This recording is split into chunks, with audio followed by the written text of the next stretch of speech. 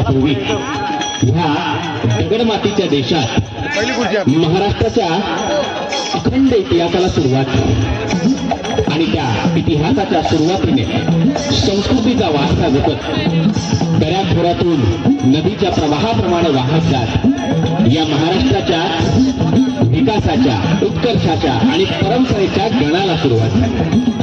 आजही तुम्हा सगळ्यांसमोर या संस्कृतीचा सोहळा साजरा करत असताना पुन्हा एकदा त्याच गणानं आजच्या कार्यक्रमाला सुरुवात करतो आहोत।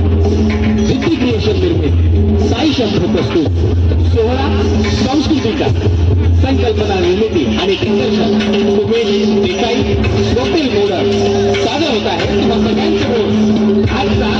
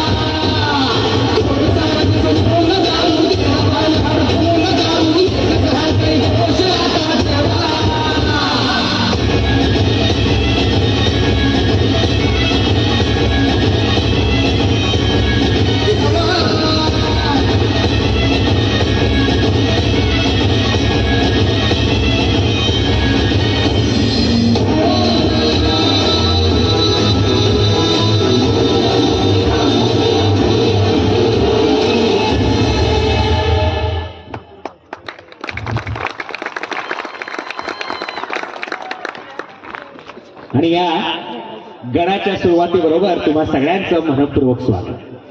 खरं तर या स्वागतासोबत तुम्हा सगळ्यांचे पहिल्या प्रथमच धन्यवाद व्यक्त करायचे. कारण आज सकाळी पहाटे ज्यावेळेला कलाकार सर्व बसमधून उतरले आणि या गावामध्ये पहिल्यांदा ज्यावेळेला आमचं आगमन झालं, सुरेख अशी रांगोळी आणि सुमधुर अशा भक्तिगीतांच्या आस्वादाने आम्हा सगळ्यांची सकाळ प्रसन्न झाली होती. दुपारच्या जेवणाचा आस्वाद एवढा सात्विक होता की त्या प्रत्येक दाण्यासाठी तुम्हा सगळ्यांचे आम्ही मनपूर्वक आभार व्यक्त करतो की आज तुम्ही सर्व ग्रामस्थांनी मिळून आम्हा कलाकारांना इथे तुम्हा सगळ्यांची ही संगीत सेवा कला सेवा करण्याची संधी दिली. सोहळा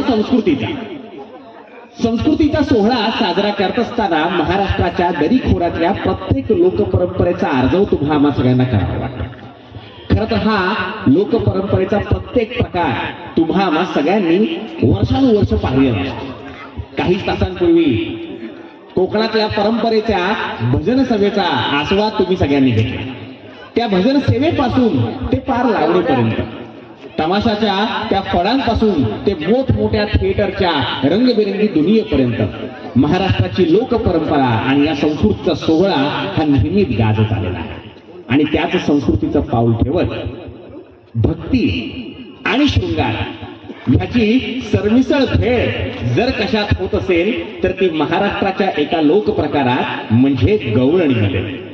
गण झाली आणि गवळण नाही झाली तर कार्यक्रम पुढे सरकत नाही. आणि त्याच कार्यक्रमाला पुढे घेऊन जाण्यासाठी मी आता कुठलाही मध्ये अडसर करत नाही. तुम्हा सगळ्यांच्या जोरदार टाळ्यांनी स्वागत करूया आजच्या कार्यक्रमाच्या गवळणीचं.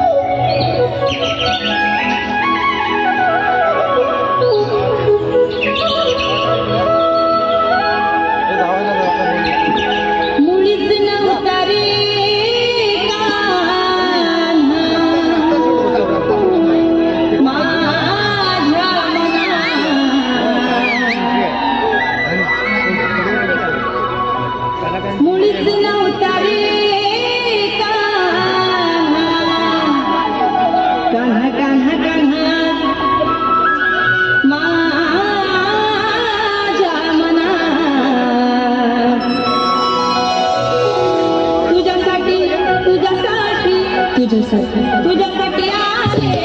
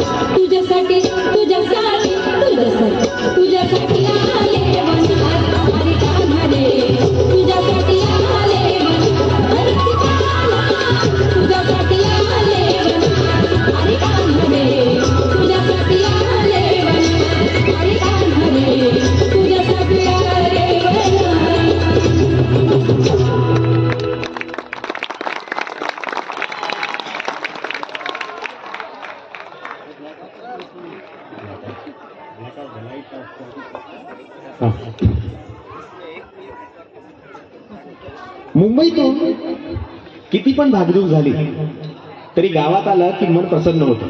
त्याचा आवाज थोडासा बारीक करता असं. इकडे किती जण मुंबईकर किती आहेत? सगळ्यांची हजरती होती घरात, सगळे गावाले आहेत. आणि तसं नाही म्हणजे गावाले सगळेच आहेत पण मुंबईत राहतात आणि गावाकडे येणं जाणं होतं. कारण ना लहानपणापासून मोठं होत असताना मला ज्यांचं गाव आहे त्यांचं फार अप्रूप वाटायचं. कारण माझे खापर पडजोबांना फार पूर्वी मुंबईमध्ये आलं, त्याच्यामुळे आमचा गावाशी संपर्क तसा फार कमी. पण सुदैवाने या कलेच्या माध्यमातून वेगवेगळ्या गावांमध्ये ज्यावेळेला जाणं होतं त्यावेळेला कळतं की त्या मुंबईच्या धकाधकीच्या लोकल ट्रेनच्या प्रत्येक धावपळीतून दूर येऊन शिमग्याला, गणपतीला, दिवाळ सणाला माणसं ज्यावेळेला गावी येतात ते गावी आल्याचं सुख जे असतं ना ते प्रत्येकालाच मिळतं अशातला भाग. आणि मग कदाचित जशी आजची सकाळ ह्या ठिकाणी झाली, कुठेतरी त्या बंबावरती गरम पाणी होत असतानाचा धूर त्या शेकोटीवरून दूर जात होता. पलीकडच्या मळ्यातून सुंदर चिमण्यांचा चिवचिवाट येत होता. आणि असं सगळं असताना कधीच्या काळी पूर्वी कुठेतरी इथे ओव्यांची ती सकाळ होत असावी आणि त्या प्रत्येक सकाळी त्या ओवीच्या प्रत्येक मुखतगत ओवीतून त्या देवाचा आर्जव केला जायचा. महाराष्ट्राच्या संस्कृतीमध्ये ह्या दरी खोऱ्यातल्या नांदणाऱ्या प्रत्येक गावामध्ये ती ओवीची आणि त्या ओवीतून आलेल्या वासुदेवाची परंपरा आजही कायम आहे. आणि कदाचित म्हणूनच आज तुमच्या आमच्या मोबाईलमध्ये कितीही अलार्म क्लॉक असले, कितीही मोठा आवाज वाटला तरी सकाळी आपले डोळे उघडतीलच नीटपणे वेळेत हे शक्य नाही. पण पूर्वीच्या काळातल्या लोकांना कुठलाही प्रकारचा आर्जव नसायचा.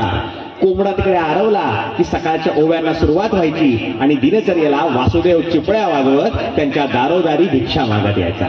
महाराष्ट्राच्या त्या जुन्या सकाळीचा पुन्हा एकदा आस्वाद तुम्हा सगळ्यांसमोर ह्या पुढच्या सादरीकरणातून सादर होत आहे. सोहळा संस्कृतीचा पुढचा रंग तुम्हा सगळ्यांसमोर.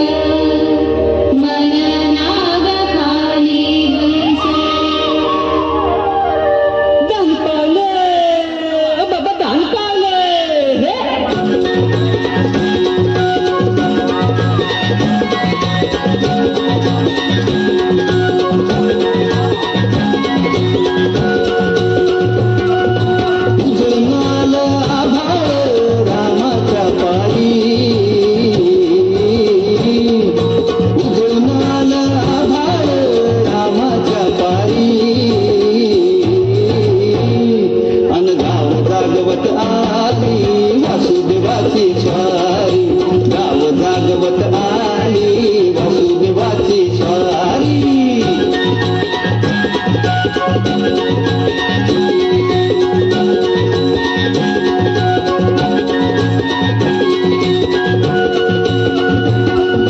सूर्यासंग ईर्ष्या धरतो अंधार गांधार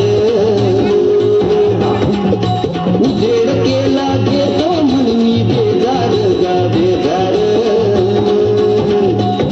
पापाच्या मोर पुण्याई धरती आधारी अनधाव जागवत आली वासुदेवाची स्वारी गाव जागवित आली वासुदेवाची स्वारी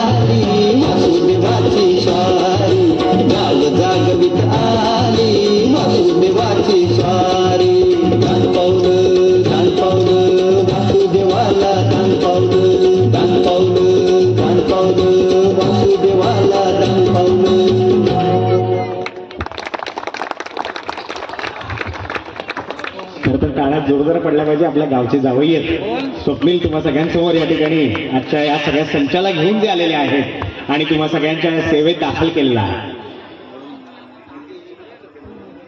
आजही भारत कृषीप्रधान देश म्हणून ओळखला जातो. आजही या भारतातली 65% पेक्षा जास्त लोकसंख्या शेतीवरती आधारित आहे. आणि मग या शेतीच्या परंपरेला ज्या वेळेला पाहतो त्यावेळेला डौलानं मिरवणारं त्या शेतातलं फक्त पीकच आपल्याला दिसतं अशातला भाग. त्या पिकाच्या पलीकडे त्या पिकाच्या आसपास असणारी असंख्य वर्षातली गाणी सुद्धा तुम्हाला सगळ्यांना आठवतात. पेरणी, लावणी आणि त्या पेरणी आणि लावणीच्या सोबतीनं ज्या वेळेला कापणीला पीक येतं त्यावेळेला उभ्या उघड्या आभाळाखाली सोन्यासारखं पीक तो शेतकरी फारच आपुलकीने जपत असतो. आणि त्या मळ्यातल्या भाजींपासून तांदळापासून गव्हापासून तूरपर्यंत प्रत्येक गोष्टीला डौलानं मिरवत असतो. आणि हे डौलानं मिरवत असताना महाराष्ट्राच्या त्या प्रत्येक दरीखोऱ्यातला शेतकरी हा आनंदानं उभ्या अंगाला काळी माती फासतो आणि त्या चिखलामध्ये पाय रोवून स्वतःला शुद्ध झाल्याच्या भावनेनं आनंदानं गाणी गातो. त्याच शेतकऱ्यांच्या गीतांना महाराष्ट्राच्या या संस्कृतीत तुम्हा सगळ्यांसमोर पुढचा रंग ठेवतो आहोत. सादर होत आहे तुम्हा सगळ्यांसमोर महाराष्ट्राच्या विशाल अशा शेती परंपरेची शेतकरी गीतं तुम्हा सगळ्यांसाठी. शेतकरी सर्जा